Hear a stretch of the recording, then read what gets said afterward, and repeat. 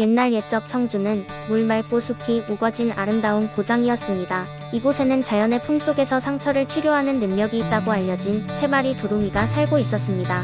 사람들은 이 두루미들을 청주의 수호자라 부르며 경외심을 갖고 있었죠. 두루미들은 호수 가까이에 있는 넓은 들판에서 살았습니다. 그곳은 특히 봄이 되면 지천으로 꽃이 피어 단풍 나무 밑에서 사람이 빈둥거리며 낮잠을 즐기기에 좋은 곳이었습니다. 두루미들이 가장 좋아하는 시간은 해가 높이 떠오른 정오였고, 그때는 들판에서 긴 목을 축 늘어뜨리고 양 날개를 펼치며 햇볕을 만끽하는 모습이 볼만하였습니다. 3마리 두루미는 각자의 특징이 있었습니다. 첫 번째 두루미는 고척 고운 목소리를 가지고 있어 그의 노래를 들으면 모든 생명체가 치유를 받았습니다. 그의 노래는 멀리 떨어져 있는 사람에게도 닿아 그들의 마음에 황홀함을 주었죠. 어느 날 청주 마을의 어린 소년이 아프게 되었을 때 이 두루미의 노래는 그 소년을 회복시키는데 큰 역할을 했답니다. 두 번째 두루미는 지혜로 유명했습니다. 그는 사람들에게 종종 나타나 문제를 해결하거나 중요한 결정을 도와주곤 했습니다. 청주에 심한 가뭄이 들었을 때 이 두루미는 흙 속에 묻혀있던 오래된 샘을 찾아내어 물이 마을 곳곳으로 다시 흐르도록 도와주었습니다. 그의 지혜는 자연의 질서를 회복하는 데 큰 기여를 했습니다. 마지막으로 3번째 두루미는 용기와 힘의 상징이었습니다. 위험에 처한 생명을 구하는 일이 생기면 그는 신속히 나서 공경에서 건져내곤 했습니다. 한 번은 거대한 폭풍이 마을을 덮치려 할 때 두루미는 거센 바람과 맞서 싸우며 마을 사람들을 안전한 곳으로 인도했습니다. 그의 용기 덕분에 마을 사람들은 무사히 폭풍을 피할 수 있었습니다. 비이어 온 여름, 청주는 뜻하지 않은 또 하나의 위기를 맞이합니다. 계곡 건너 산림에 한 무리의 불청객, 즉 낙한 도적 무리가 숨어 들어왔던 것입니다. 그들은 마을의 평화를 깨어놓기 위해 온갖 악행을 벌이기 시작했습니다. 이에 마을 사람들은 두려움에 떨며 두루미들에게 도움을 청하였습니다. 3마리 두루미는 즉시 마을을 보호하기 위해 서로 협력했습니다. 첫 번째 두루미는 그의 노래로 도적들을 잠재워 그들이 더 이상 나쁜 짓을 저지를 수 없게 만들었습니다. 두 번째 두루미는 지혜롭게도 마을 사람들에게 도적들이 올 때를 대비하여 숨을 곳과 피할 길을 알려주었습니다. 그리고 3번째 두루미는 용맹하게도 하늘로 높이 날아오르며 심기일전하여 도적들을 물리쳤습니다. 도적들은 결국 두루미들의 공감각 실행력에 겁을 먹고 청주를 떠났으며 다시는 마을에 돌아오지 않았습니다. 길고 치열한 날들이 지나가고 청주의 사람들은 자신들의 수호자인 두루미들에게 깊은 감사와 존경을 표현하며 그들을 보호하고 대대로 기억에 남기게 되었습니다. 결국 3마리 두루미는 청주의 들판과 하늘에서 계속해서 평화로운 삶을 살아가고 마을 사람들은 두루미들 덕분에 더 안전하고 행복하게 살 수 있었습니다. 그리고 오늘날까지도 청주의 밤하늘 아래서 이 이야기는 전해지며 두루미들은 여전히 청주의 수호자로 남아있습니다. 두 번째 이야기. 옛날 옛적 해전의 깊은 산속에 자리잡은 작은 마을이 있었습니다. 그 마을 사람들은 조용하고 평화롭게 살았지만 그들의 삶은 물론 녹록지 않았습니다.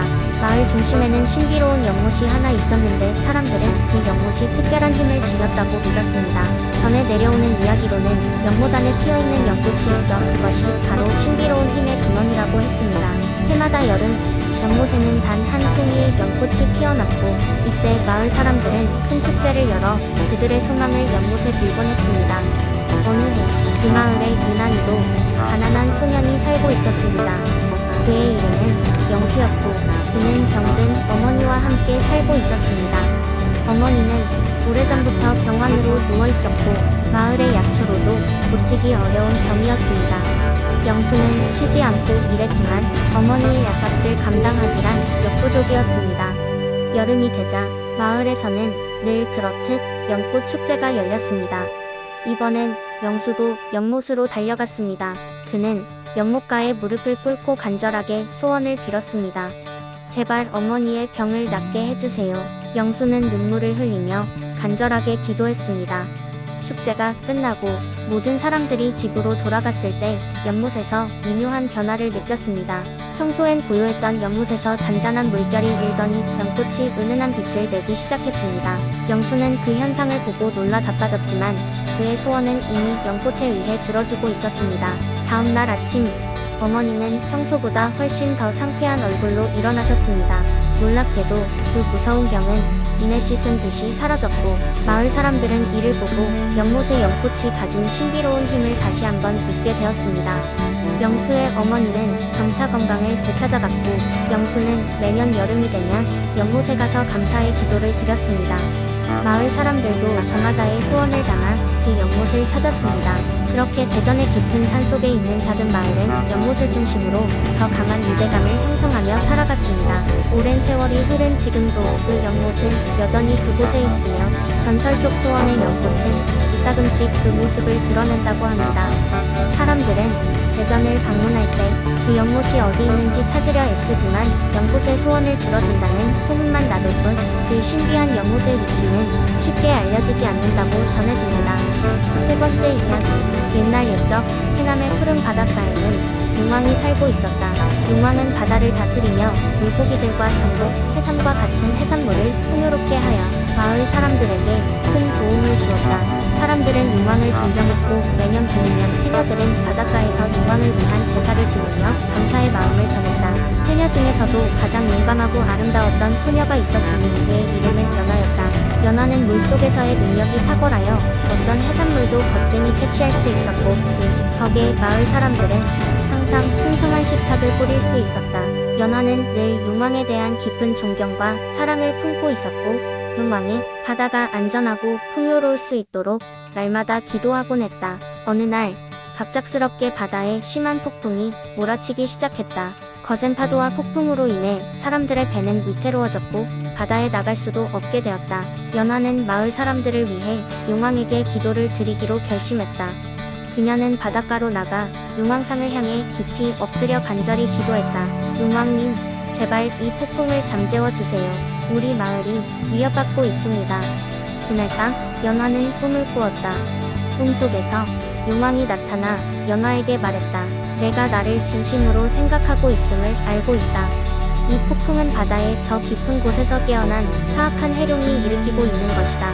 그 해룡을 잠재워야 내가 다시 바다를 평화롭게 다스릴 수 있다. 너의 도움이 필요하다. 연화는 꿈에서 깨어나자마자 용왕의 말씀을 실행하기로 결심했다. 연화는 가장 깊은 바다로 향했다. 바닷속 깊은 곳으로 잠수하면서 그녀는 두려움보다는 강한 사명감으로 가득 차 있었다. 마침내 그녀는 사악한 해룡을 찾아냈고 그 위압적인 모습에 잠시 주춤했지만 그녀는 물러서지 않았다. 용왕이 준 용기의 힘이 그녀를 더욱 강하게 만들었다. 해룡은 연화를 보고 굉장히 분노했으나 연화는 지혜롭게 해룡과의 대화를 시도했다. 해룡님, 왜 이렇게 바다를 혼란스럽게 만드십니까? 당신이 원하는 것이 무엇입니까? 해룡은 잠시 침묵하더니 말했다. 나는 오랜 세월 동안 깊은 바다에 갇혀 있었다. 나의 존재를 세상에 알리고 싶은 마음에 폭풍을 일으켰다. 연화는 해룡에게 함께 협력하여 바다를 보호하자고 제안했다. 연화의 진심 어린 제안에 해룡은 마음을 풀었고 그 존재는 힘을 합쳐 용왕이 다시 바다를 차분하게 다스릴 수 있도록 도왔다. 그 후부터 해룡은 용왕의 충실한 수호자가 되어 바다의 평화를 지켰다. 해남의 바다는 다시금 고요하고 풍요로워졌고 연화는 마을 사람들로부터 찬사를 받았다. 누구나 그녀가 용왕과 해룡 그리고 바다를 위해 보여준 용감한 행동을 기억했다. 이는 해녀와 바다의 수호자들 간의 훌륭한 협력의 전설로 남아 앞으로도 세대에 걸쳐 전해지게 되었다. 용감한 연화와 바다의 수호자들은 해남의 자랑스러운 이야기가 되었다. 네 번째 이야기. 옛날 옛적 산과 물이 어우러진 금산 지역이 있었다. 금산은 아름다운 자연 경관과 맑은 공기로 유명했지만 그만큼 신비로운 전설도 많이 내려오는 곳이었다. 그 중에서도 가장 유명했던 전설은 바로 금빛 여우에 관한 이야기였다. 금산 깊은 곳에 작은 마을이 있었고 그 마을에는 은비라는 예쁜 소녀가 살고 있었다. 은비는 어려서 부모님을 잃고 할머니와 함께 살았다. 그녀는 항상 밝고 긍정적인 성격으로 마을 사람들의 사랑을 받았다. 은비는 매일 아침 일찍 일어나 할머니와 함께 들과 산길을 걸었고 자연과 이야기를 나누는 것을 좋아했다. 어느 날 은비는 숲속에서 환한 빛을 쫓아가게 되었는데 그 빛의 정체는 바로 여우였다. 그 여우는 태양빛처럼 황금빛 털을 가진 신비한 존재였다. 금빛 여우는 은비에게 다가와 말했다. 안녕, 은비야, 나는 이 숲을 지키는 금빛 여우란다. 내가 이곳에 온 것은 운명이지.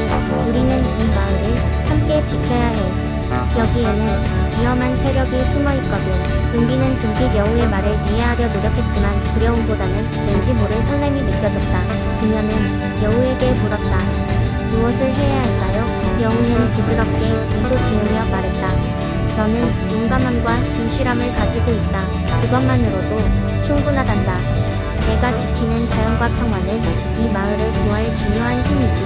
또한 너의 마음을 잊지 말고 항상 사람들에게 사랑을 전해야 해. 그 후로 은비는 금빛 여우와 함께 마을을 보호하기 시작했다.